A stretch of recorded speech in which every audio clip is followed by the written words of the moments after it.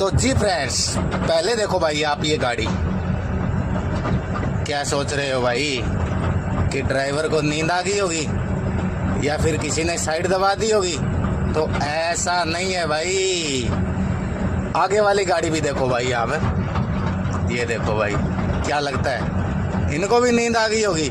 लेकिन ऐसा कुछ नहीं है भाई।